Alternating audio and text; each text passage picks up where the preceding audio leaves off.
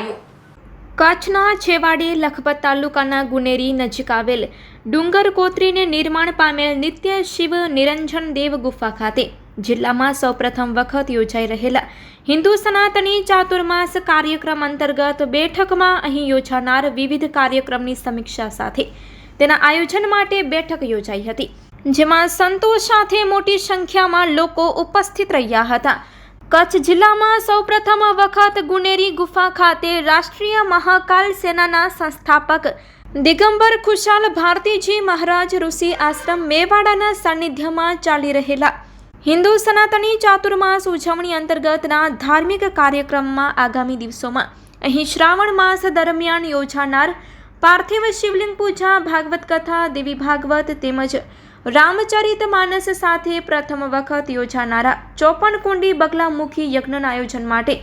યોજાયેલી બેઠકના અધ્યક્ષ સ્થાનેથી દિગંબર ખુશાલ ભારતીજી મહારાજે હિન્દુ સનાતની ચાતુર્માસ પાર્થિવ શિવલિંગની પૂજા તેમજ બગલામુખી યજ્ઞ સહિતની માહિતી આપી હતી। તે સાથે તેમણે અહીં ચાતુર્માસ ગાળવાના મળેલા અવસર બદલ ખુશી વ્યક્ત કરી હતી।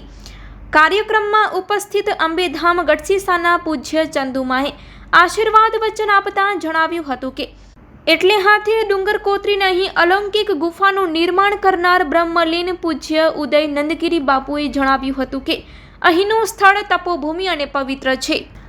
તે સાથે તેમણે જણાવ્યું હતું કે આ સ્થળે સૌપ્રથમ વખત યોજાઈ રહેલ આ ચાતુર્માસ ઉજવણીના ધાર્મિક કાર્યક્રમોનો લાભ આપણે મળ્યો તે બદલ તેમને ખુશી વ્યક્ત કરી હતી। કાર્યક્રમમાં ઉપસ્થિત કલાકારો હાર્દિકભાઈ જોશી પોરબંદર તેમજ શાસ્ત્રી કિરણભાઈ જોશી રવાપરવાડાએ પણ પ્રાસંગિક વક્તવ્ય આપ્યું હતું। બેઠકમાં ગુનેરી ગુફાના મહંત દિગંબર અશોક ભારતીજી મહારાજ જીમી બાબા તેમજ પુનરાજપીર લીફરી ધામના હરિસંગ દાદા, ઉગમસિંહ ભાટી ધુણાના રાજનગીરી બાપુ સહિતના સંતો સાથે મોટી સંખ્યામાં સેવકો ઉપસ્થિત રહ્યા હતા। શ્રાવણ માસ દરમિયાન તારીખ 25 જુલાઈથી દરરોજ સવારના પાર્થિવ શિવલિંગ પૂજન તેમજ ધાર્મિક કાર્યક્રમો તારીખ 13 ઓગસ્ટથી તારીખ 19 ઓગસ્ટ સુધી પોરબંદરવાડા હાર્દિકભાઈ જોશી, રમેશભાઈ ઓઝાના શિષ્યના વ્યાસાસને શ્રીમદ ભાગવત કથા તારીખ 22/9થી તારીખ 30/9 શ્રીમદ દેવી ભાગવત કથા વક્તા કિરણભાઈ જોશી રવાપરવાડા તારીખ 9/10થી તારીખ 17/10 રામચરિત માનસ કથા વક્તા વિશાલ કૃષ્ણ શાસ્ત્રી નારાયણ સરોવરવાડા તારીખ 25/10થી તારીખ 2/11 54 કુંડી બગલામુખી યજ્ઞ વિધિ વિધાન ભૂદેવો દ્વારા શાસ્ત્રોક્ત મંત્રોચ્ચાર સાથે કરવામાં આવ્યા બાદ અહીં ચાલી રહેલા ચાતુર્માસના ધાર્મિક મહોત્સવનું તારીખ 3/11ના ભંડારા પ્રસાદ સાથે સમાપન કરાશે। Report by Amitbhai Bhanushali, Naliya, Abdasa, Kutch. अपनी ऊर्जा स्वयं रामेश्वर महादेव को प्रकट किया सरल नदी के तट पर और मेरे बड़े भ्राता दिगंबर अशोक भारती बापू की ये 8 साल से तपोस्त्री बनी हुई है। और रही चतुर्मास की, तो चतुर्मास ये मैं तो सोचता हूँ कोई पूर्ण जन्म में कहीं दिन बाकी रह गए थे कि यार इस गुनेरी गांव में